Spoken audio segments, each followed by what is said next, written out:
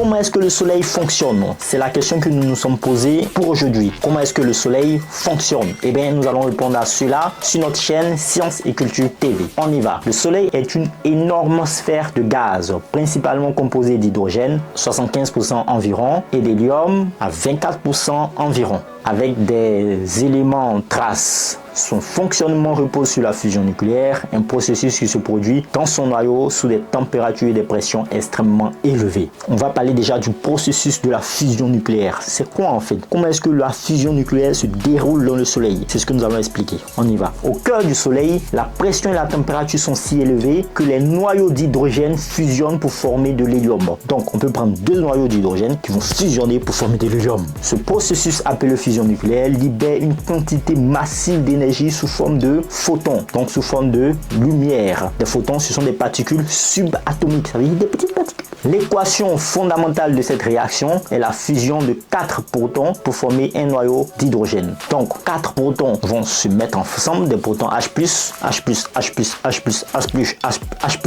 se mettre ensemble pour former un seul noyau d'hélium, libérant 2 positrons, 2 neutrinos et de l'énergie sous forme de photons gamma. Bon, si vous ne comprenez pas trop ce qu'on veut dire, allez regarder notre vidéo sur la radioactivité.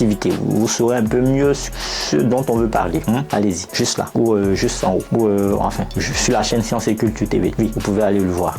Vous en saurez un peu plus. Enfin bref, on y va. On va parler maintenant de la production d'énergie du soleil, n'est-ce pas? On y va. La fusion nucléaire génère de l'énergie qui maintient le soleil brillant et chaud. Cette énergie est transportée depuis le cœur jusqu'à la surface par un processus de diffusion radiative et convective. Justement, on va parler de ces processus de diffusion radiative et convective.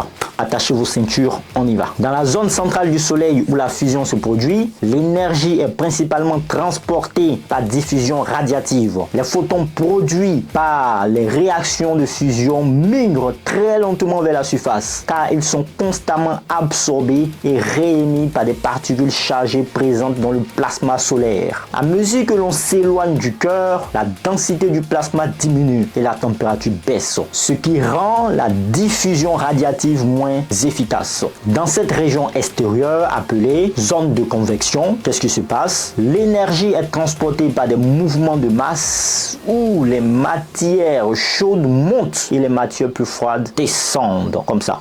Bon, enfin, je fais pas bien le geste, mais bon, écoutez, voilà. Allez, on y va. On va parler maintenant de la surface et de l'atmosphère solaire. Bon, on en a déjà parlé dans une vidéo précédente où, oui, mais on va en parler encore. Ça fait du bien. La surface visible du soleil appelée la photosphère est une région où la température est d'environ 5500 degrés Celsius. Vous vous en rendez compte? 5500 degrés Celsius. C'est vraiment chaud. Alors, on rappelle que l'eau chaude déjà que vous touchez est environ 100 degrés Celsius. Mais là, ça fait chaud. Ça fait vraiment chaud. Alors, imaginez 5500 degrés Celsius.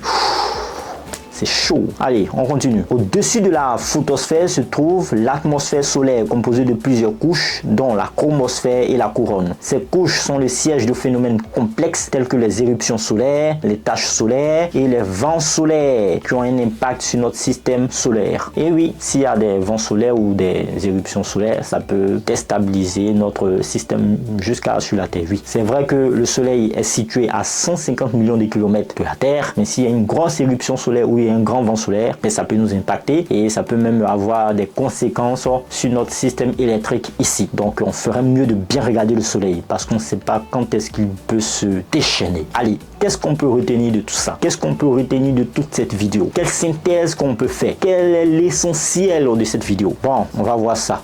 On y va. L'essentiel, c'est que le soleil fonctionne grâce à la fusion nucléaire qui produit une énorme quantité d'énergie. Bon, puisqu'on parle aujourd'hui du fonctionnement du soleil, donc bien sûr, qu'est-ce qu'on peut retenir sur le fonctionnement du soleil, n'est-ce pas? Cette énergie est ensuite transportée vers la surface de l'atmosphère solaire par des processus de diffusion radiative et convective. On rappelle que la radiation, c'est le fait, par exemple, quand vous sortez le matin et que le soleil touche votre peau, ben ça fait un peu plus chaud. Donc ça, c'est le rayonnement. Voilà, donc c'est un peu la radiation sur le rayonnement, oui, et tout. Alors, la convection, c'est le transfert de chaleur essentiellement dans les liquides. C'est ça la convection. Voilà. Donc, On disait que le soleil fonctionne grâce à la fusion nucléaire, il produit une énorme quantité d'énergie. Cette énergie est ensuite transportée vers la surface de l'atmosphère solaire par des processus de diffusion radiative et convective. Maintenant, notre étoile brillante et chaude. J'espère que vous avez retenu beaucoup de choses dans cette vidéo. J'espère que cela a augmenté votre savoir. Sinon,